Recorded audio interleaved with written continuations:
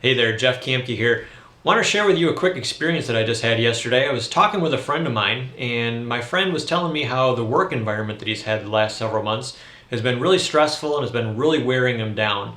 And the management there has just been, creating an environment that's negative and is just something that he doesn't like getting up in the morning to go to work anymore, and it's frustrating while he's there. And he was telling me how positive it's been the last month because they had some management changes, and he noticed a very profound thing that I wanted to share with you today.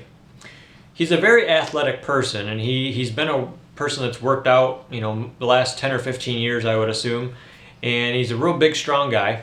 And he was telling me how when he was still having the stressful boss, that he was noticing that the amount of weight that he was able to lift during his workouts was starting to decrease. And for a guy, that's a big dent in the ego. So he was getting discouraged by that, and he was also noticing that he had a lot of aches and pains in his body too that he didn't have up until real recent.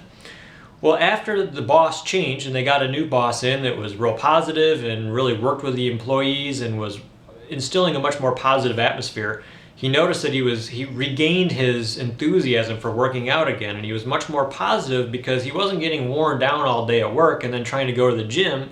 He was positive all day at work, and then he went to the gym and he was still upbeat, and he was getting much better workouts, and he was going back up in the amount of weight that he could lift, and his muscles and his joints, he was not having much pain anymore. It was all going away. So this is a really profound point here that I want to make, and that's that when we're under a lot of stress, that does a lot of things to our body.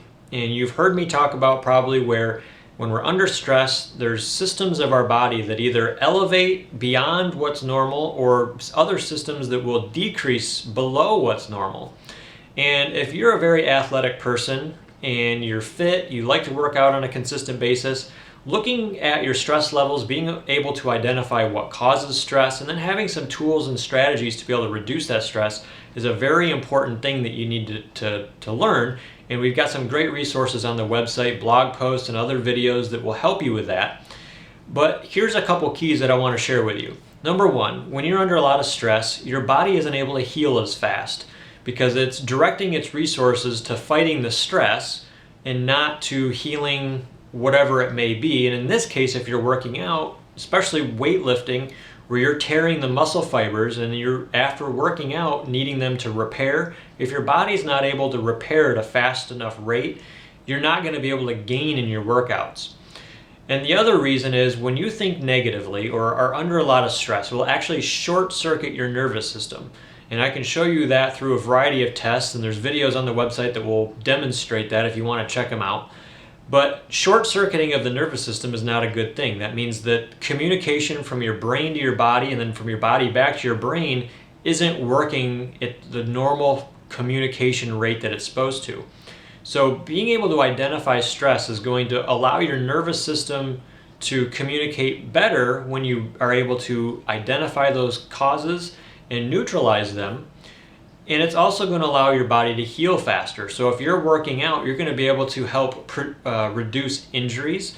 You're going to be able to get more from your workouts. And as you know, probably from being an athletic person, that most athletic or sport or fitness things that you're doing, the limitations really aren't with your body, they're really with your mind. So being able to work with your mind and eliminating the stresses that are interfering with proper body function, but also interfering with where you're trying to get to, reaching higher levels of fitness, is going to be a big key in helping you get more out of your life and becoming more fit.